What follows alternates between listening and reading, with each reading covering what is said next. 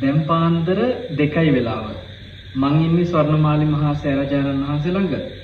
ඔබ හිතන්න අවුරුදු 9ක් එක දිගට කිසිම දවසක් කඩ වෙන්නේ නැතුව පාන්දර 2ට වතක් කරනවා මුළු සෑරජානන් වහන්සේ වටේ සියලුම මල්ලාසන සෝදලා අතුගාලා පිරිසිදු කරලා මල්ලා මේ පහන් වැටවල සුද්ධ කරන සියලු කටයුතු බාරව බලා ගන්නවා නම් කෙනෙක් අවුරුදු 9ක් එක දිගට එකම එක දවසක්වත් කඩ නොවි ඒ මුළු ලෝකෙටම ඉන්න පින්වන්තම තාත්තා තමයි මේ ඉන්නේ පාලිත තාත්තා.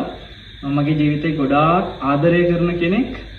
මේ තමයි මම දැකපු මේ මනුස්ස ලෝකේ ඉන්න පින්වන්තම මිනිස්සු අතරේ ඉන්න මේ යුගයේ දැක්ක සුන්දරම කෙනෙක්. ඔය කිව්වේ අවුරුදු 9 අකණ්ඩවම එක දවසක්වත් කඩ නොවි. හැබැයි මේ වත පටන් අරන් අවුරුදු 9ක් නෙමෙයි නේ තාත්තා. අවුරුදු 20ක් පෙරෙනවා මේ පෙබරවාරි 9 වෙනිදාට.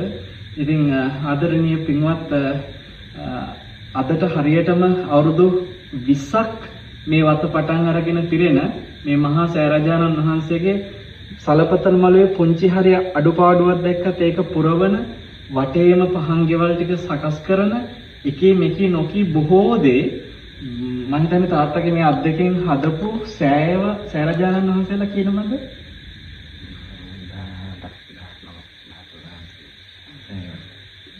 18ක් 9ක් විතර චෛත්‍යරාජානන් වහන්සේලා හදපු අත් දෙකක් සහිතව භාග්‍යතුන් වහන්සේගේ මේ ද්‍රෝණයක් ධාතුන් වහන්සේලාගේ සලපතල මළුව හදනව විතරක් නෙමෙයි අභයගිරියේ ජේතවනයේ තූපාරාමේ ඒ වගේ බොහෝ සෑරජානන් වහන්සේලාගේ මේ පුංචි පිළිසකර කිරීම හැම දෙයක්ම හොයලා බලන මේ මහා පින්වන්ත තාත්තා මේ අවුරුදු 20ෙම කරපු හැම පිනක්ම ඔබ අනුමෝදන් වෙන්න මේ ආදරණීය පාලිත තාත්තට තාත්තේ වාගේ තියෙන සිහි කල්පනාව ඉතාම හොඳින් අන්තිම හුස්ම පොද වෙනකම්ම රැකිලා මේ මහා සෑරජානන් වහන්සේගේ උපස්ථාන කටයුතු চিරාත් කාලයක් කරන්න පාලිත තාත්තට අපි දීර්ඝායුෂ ප්‍රාර්ථනා කරනවා බොහෝම සෙනෙහසින්.